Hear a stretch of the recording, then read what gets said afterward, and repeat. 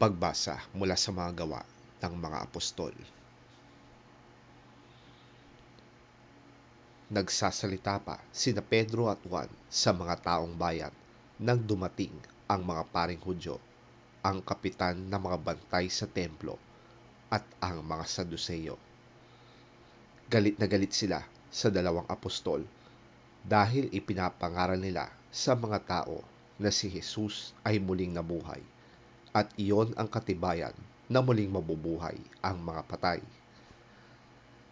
Kaya dinakip nila ang dalawa at ikinulong muna hanggang kinabukasan sapagkat gabi na noon. Gayunman, marami sa nakarinig ng kanilang pangangaral ang sumampalataya kay Jesus, kaya't umabot sa 5,000 ang bilang ng mga lalaki. Kinabukasan, nagtipon sa Jerusalem ang mga tagapanguna ng mga Hudyo, ang mga matatandang namumuno sa bayan at ang mga tagapagturo ng kautusan.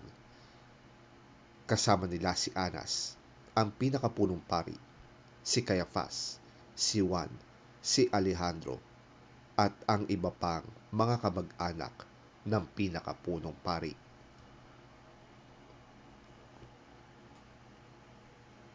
Pinaharap nila ang mga apostol at tinanong, "Sa anong kapangyarihan o sa kaninong pangalan ninyo ginagawa ang bagay na ito?"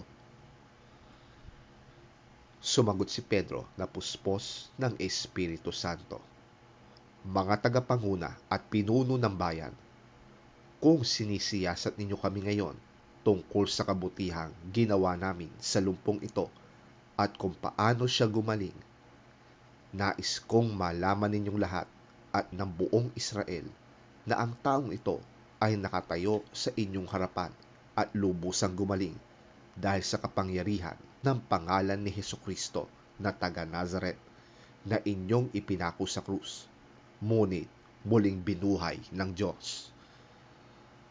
Ang Jesus na ito, ang batong itinakwil ninyong mga tagapagtayo ng bahay, ang siyang naging batong panulukan. Sa kanya lamang matatagpuan ang kaligtasan, sapagkat walang ibang pangalan ng sinumang tao sa buong mundo na ibinigay ng Diyos sa mga tao upang tayo ay maligtas."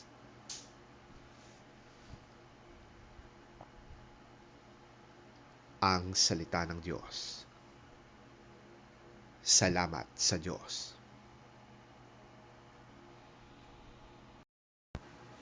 Ang mabuting balita ng Panginoon ayon kay San Juan.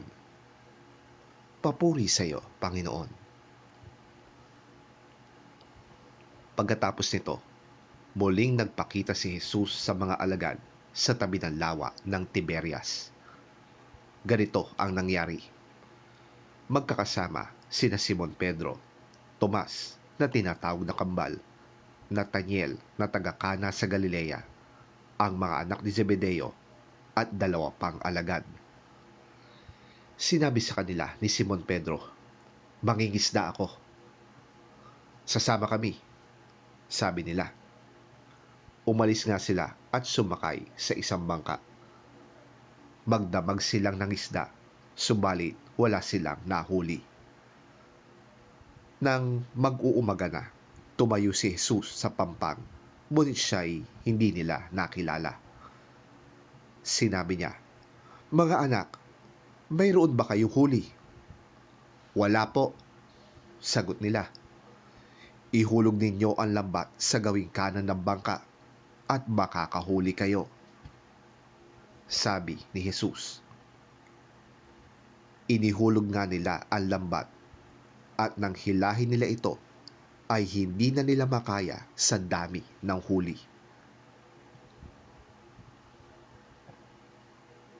Sinabi kay Pedro ng alagad na minamahal ni Jesus, "Ang Panginoon yon." Nang marinig ito ni Simon Pedro, nagsuot siya ng damit dahil nakahubad siya noon at saka lumusong sa tubig.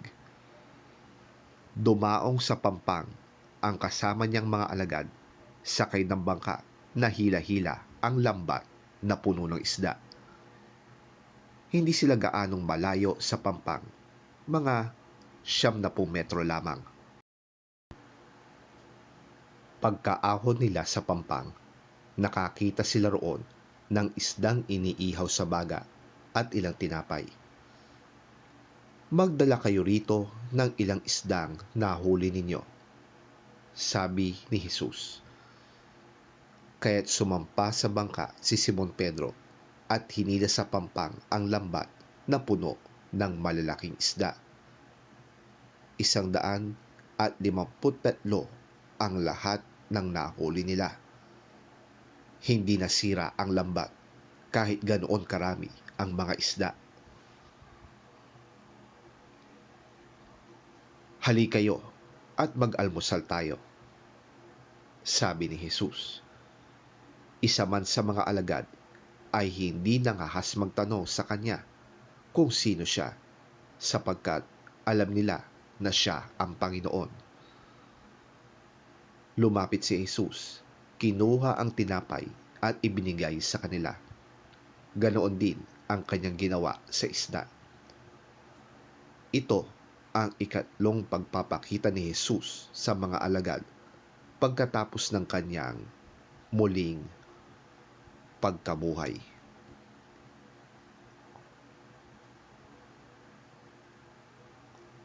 Ang mabuting balita ng ating Panginoon.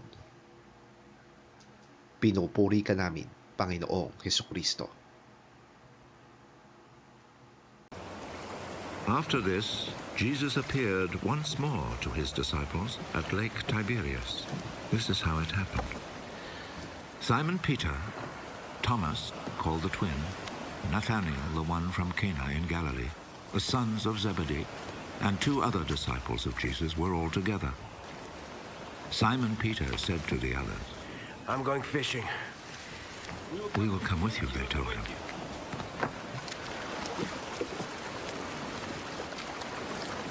So they went out in a boat, but all that night they did not catch a thing.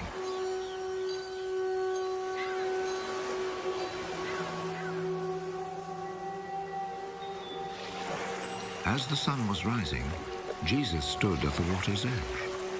But the disciples did not know that it was Jesus. Young men, haven't you caught anything? Not a thing! Throw your net out on the right side of the boat, and you will catch some.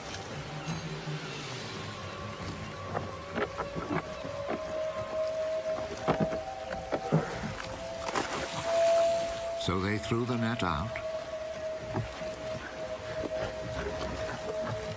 and could not pull it back in because they had caught so many fish.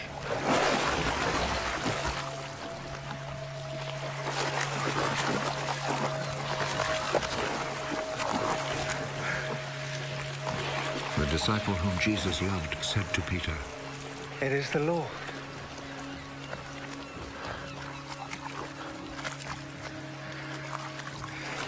When Peter heard that it was the Lord, he wrapped his outer garment around him, for he had taken his clothes off, and jumped into the water. The other disciples came to shore in the boat, pulling the net full of fish. They were not very far from land, about 100 yards away. When they stepped ashore, they saw a charcoal fire there with fish on it and some bread.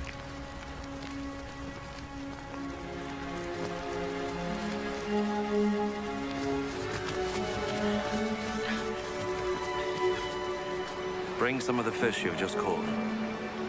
Simon Peter went aboard and dragged the net ashore full of big fish, 153 in all. Even though there were so many, still the net did not tear. Come and eat. None of the disciples dared ask him, "Who are you?" because they knew it was the Lord. So Jesus went over, took the bread, and gave it to them. He did the same with the fish. This then was the third time Jesus appeared to his disciples after he was raised from death.